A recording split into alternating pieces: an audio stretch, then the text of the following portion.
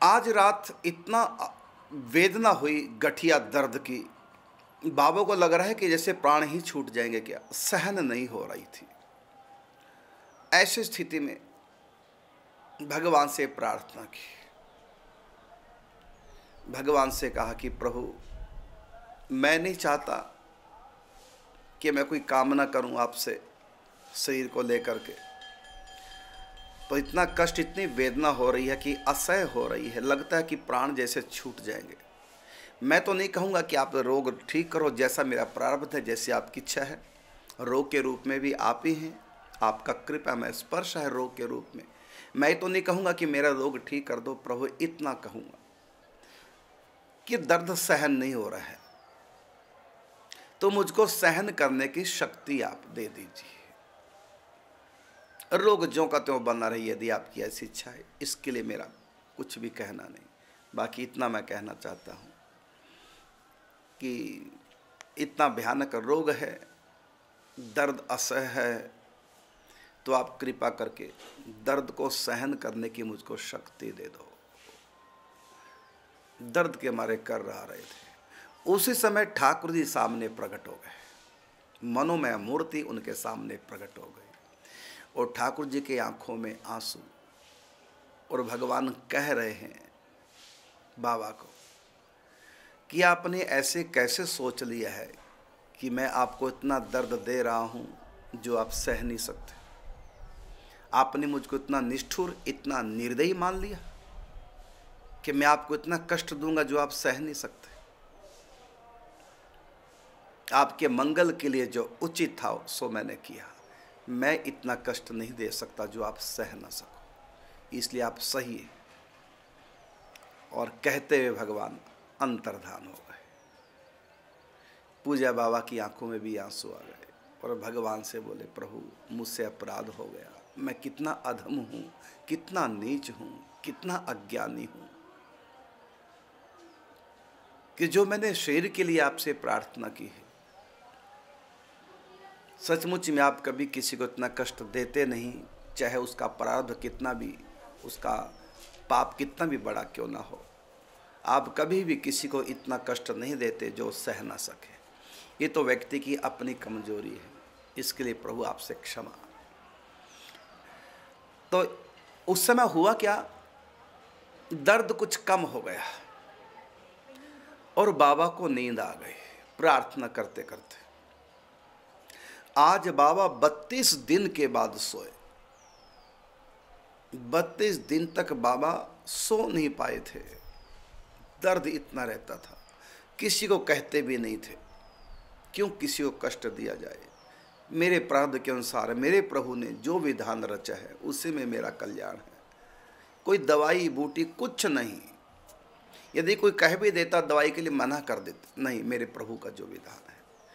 लेकिन मैं आप सब भक्तों को कहना चाहूँगा, आप ऐसा नहीं करना, क्योंकि बाबा जैसी निष्ठा सबकी नहीं होती। बड़ों की नकल कर सकता लेकिन बड़ा बन करके, ऐसा नहीं। मीरा ने विष पी लिया, कुछ नहीं हुआ, और आपको कोई प्रसाद कह के विष दे दे और आप उसको प्रसाद मान के ग्रहण कर लें तो मृत्यु निश्चित है। क्योंकि मीरा ने जो विष पिया था, जानकर भी बता दिया गया था कि इसमें विष मिला है, चरणामृत नहीं है, लेकिन मीरा ने उसको कहा कि अब तो प्रभु के अर्पण हो चुका है, अब ये मेरे लिए चरणामृत है, और मीरा पी गई। तो हम मीरा की नकल ना करें, इसलिए अनजान व्यक्ति के हाथ से कुछ ना खाएं, विशेषकर जब हम घर से बाहर हों और उसमें भी अकेले हों। तो मीरा की नकल नहीं करना कि प्रसाद कह के दे दिया तो ले लो, कोई बात नहीं, प्रसाद है, अपमान कैसे करें। नहीं, अब मीरा जैसे नहीं है तो हम बाबा जैसे नहीं है, इसलिए बीमार हो गए तो औषधि करनी चाहिए, उसका उपचार करना चाहिए। लेकिन बाबा ने नहीं किया, क्योंकि बाबा की बहुत ऊंची मान्यता थी।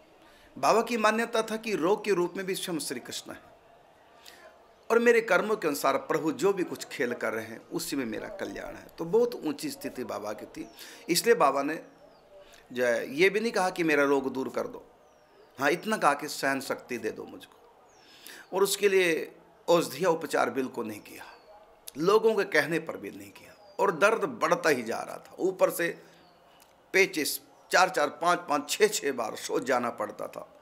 लोग भी तंग आ जाते थे, कहाँ तक उठा उठा के सेवा कर।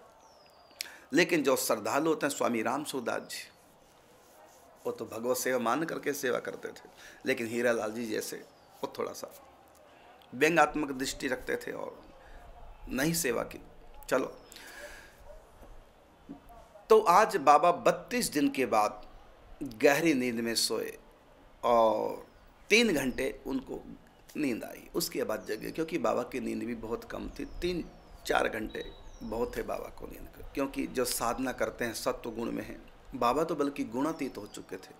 ऐसी स्थिति में शरीर को संभालने के लिए इसको नींद भी चाहिए, क्योंकि नींद भी एक खुराक है शरीर की, सूक्ष्म शरीर की, भौतिक शरीर की।